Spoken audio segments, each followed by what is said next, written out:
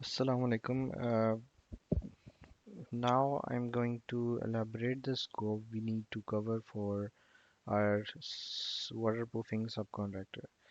तो firstly, I will show you the sheet जो कि हमने prepare करती है for our client, जो कि final output होगा और इसी में almost complete scope client का covered है और इसको मैं one by one go through करता हूँ so we can understand कि हमें किस तरह से और क्या क्या इसमें कवर करना है firstly reference sheet detail sheet obviously as we always do specs या स्पेक्स उसकी जो डिटेल्स हैं for example expansion joints have the cover assembly of urethane insulation materials.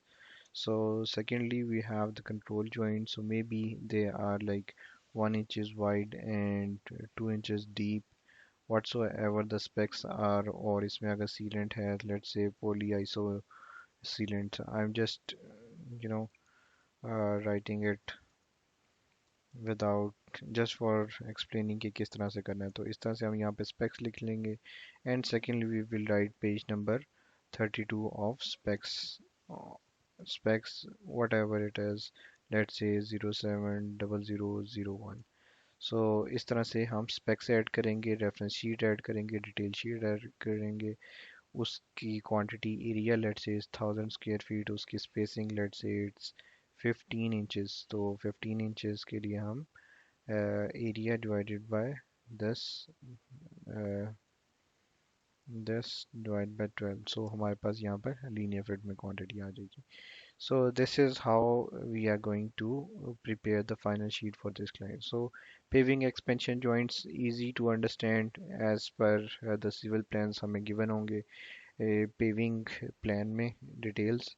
Secondly, control joint same thing. Sidewalk के expansion joint same thing. Expansion joint between sidewalk and pavement जहाँ पर वो उन दोनों की ट्रांजिशन आ रही होगी वहाँ पर सीलेंट होगा. बिल्डिंग बेस्ड जॉइंट्स बिल्डिंग का जो थ्रू आउट पैरामीटर है जहाँ पर बिल्डिंग की कंक्रीट स्लैब और एक्सटीरियर साइड वॉक या ड्राइववे या व्हाट्सोएवर वहाँ पर एक जॉइंट होगा उसमें sealant. Building wall joints mean जो आपके एक्सपेंशन जॉइंट्स होंगे जो कि आपके वॉल से पास कर रहे होंगे या फिर आपके सीएमयू मिशनरी उसके अंदर जॉइंट्स होंगे वो, अदरवाइज और भी कई लोकेशंस पर हो सकते हैं. Then as interior slab on grade joint जो आपके पास कंक्रीट स्लैब होगी उसके ऊपर जो भी जॉइंट्स आ रहे होंगे वो कवर करने वाले. एलिवेटर पे वॉल और बेस मींस जो उसकी नीचे स्लैब है उसका एरिया और जो उसकी वॉल्स हैं उनका एरिया कंक्रीट की जस्ट द कंक्रीट पार्ट. तो एलिवेटर वो भी एलिवेटर पिट नॉट जो अबव द ग्राउंड लेवल होंगे तो उनका एरिया उनको सेपरेट करना है फॉर द रीज़न कि वॉल और बेस पर डिफरेंट मटेरियल यूज़ होता है इसलिए क्लाइंट वांट्स इट कि आप इसको सेपरेटली करो. शीट मेम्ब्रेन वाटरप्रूफिंग, ये वाटरप्रूफिंग जो आपकी फाउंडेशन कंक्रीट वॉल्स हैं उनके साइड्स पर जो मेम्ब्रेन लगाई जाएगी वो होगी. देन जो कंक्रीट के नी कंक्रीट स्लैब ऑन ग्रेड के नीचे वेपर बैरियर होता है वो इंक्लूड नहीं करना है. जो कंक्रीट जो स्लैब ऑन ग्रेड कंक्रीट है उसके नीचे जो वेपर बैरियर होता है वो इंक्लूड नहीं करना. Then fire stopping is very simple. जो जो फायर रेटेड वॉल्स होंगी उनके बॉटम और टॉप पर on both the sides of the wall sealant use होगा, वो जस्ट फायर स्टॉपिंग में वो कवर होगा. देन इज एयर बैरियर जो एक्सटीरियर फसाद पर आपका एयर बैरियर होता है, यूजुअली इट्स ऑफ टाइवैक या किसी भी और कंपनी का जो भी एक बैरियर लगता है उसको उसके फिट में क्या करते हैं. एयर बैरियर रफ ओपनिंग जो विंडोज़ के around stick and peel flashing होती है या दूसरी मेटल फ्लैशिंग होती है उनको इंक्लूड करना है. Then as expansion joint exterior wall में इंटीरियर वॉल में जॉइंट इंटीरियर फ्लोर में एक्सटीरियर फ्लोर में सीलिंग में सब में expansion joint is actually the discontinuation of the construction uh, along the construction of the building. Then is the floor sealer. Floor sealer as जो आपके पास epoxy flooring होती है या आपके पास कंक्रीट फ्लोर सीलेंट होते हैं वो इसमें इंक्लूड होंगे. So that's about the final product जो कि हमने क्लाइंट को शेयर करना है. देन इसको थोड़ा सा मैं और एलेबोरेट करने के लिए I have prepared a document. ये डॉक्यूमेंट भी आपके साथ शेयर कर दूंगा. तो उसमें स्कोप जो है वो clearly while during the discussion with the client उसने कंफर्म किया कि आपने ये आइटम्स करने हैं और कैसे करने हैं. So firstly all specs size and the materials, क्योंकि different material price different size different material different way of application different price. तो इसलिए we need to be explanation we need to explain about what is the material, what are its specs, how it's going to be applied, what is its size, etc. ताकि वो client अच्छी तरह से हो सके. So for example, 2 inches deep, 1 inches wide urethane sealant expansion joint in paving. So this is how you need to explain कि क्या चीज़ है. Locations कहाँ कहाँ पर concrete कहाँ कहाँ पर ये वाटरप्रूफिंग का स्कोप कवर होगा. First thing is site. Site जैसे हमने डिस्कस किया तो पेवमेंट्स में कंट्रोल जॉइंट्स एक्सपेंशन जॉइंट्स, फिर उसके बाद आई विल एक्सप्लेन फर्दर कहाँ पर होगा. Then is concrete slab on grade footings, फिर मेसनरी सीएमयू वॉल्स आपकी ब्रिक वनीयर एक्सेट्रा. फिर फसाद पर जितने भी मटेरियल्स आते हैं आपका siding brick veneer stone veneer etcetera. फिर ओपनिंग्स के अराउंड सीलेंट यूज होता है. Then is the fire rated walls, इन लोकेशंस पर ये यूज होगा. देन इज स्कोप में आइटम्स क्या क्या आएंगे. कंट्रोल जॉइंट्स आएंगे, एयर बैरियर्स आएंगे, सीलेंट्स आएंगे, फ्लैशिंग आएंगे, फ्लोर सीलेंट आएगा और मेम्ब्रेन्स आएंगी. और तो ये आपके पास ये चीज़ें आएंगी. फिर उसके बाद वाटर प्रूफिंग स्प्रेज वगैरह, water proofing sealants etcetera, sealants, sprays, etc. Okay. Then is the format sheet जो कि मैंने आपको दिखा दी है क्लाइंट को, वही फॉर्मेट शीट चाहिए. और उसके नीचे अब आ गया है explained version of the scope for this contractor. Firstly side. Side में वही पेवमेंट के एक्सपेंशन जॉइंट्स, साइड वॉक के एक्सपेंशन जॉइंट्स, साइड वॉक और पेवमेंट में एक्सपेंशन जॉइंट, बिल्डिंग के बेस जॉइंट्स, ट्रैश इंक्लोजर होता है उसमें जो मेसनरी होती है उसके अंदर अगर आपको शो किए हों joints, control joints expansion joints, वो गेट जॉइंट्स जो उसका गेट होता है वहाँ पर जो सीलेंट यूज़ हो रहा होगा वो. तो क्या कवर नहीं करना. सीलेंट्स कोई भी बुलार्ड्स के लिए या कोई बेंच लग रहा हो, कोई पाइप हो, कोई और फाउंटेन है, वहाँ पर जो भी सीलेंट्स होंगे वो हमारे स्कोप में इंक्लूडेड नहीं होंगे. Then is the concrete. Concrete का जो स्लैब ऑन ग्रेड है उसके ऊपर जो एक्सपेंशन जॉइंट्स हैं और कंट्रोल जॉइंट्स हैं वो इंक्लूड करने हैं. Underground waterproofing membrane at footing walls, जो कंक्रीट की या सीएमयू की वॉल्स होती हैं जो कि अर्थ के साथ टच हो रही होती हैं वहाँ पर या तो फ्लूइड अप्लाइड मेम्ब्रेन होगी जिस तरह से हम यहाँ पर लुक लगाते हैं, और इसी तरह से शीट हो सकती है. तो वो आपने इंक्लूड करना है. लेकिन स्लैब के नीचे जो वेपर बैरियर होता है वो इंक्लूड नहीं करना. मेसनरी इसी तरह से आपको सीएमयू वॉल्स की डिटेल्स में एक्सपेंशन जॉइंट्स कंट्रोल जॉइंट्स उनकी डिटेल्स मिल जाएंगी तो आप वो इंक्लूड कर दोगे. Then both sides of the wall, और दोनों तरफ होगा.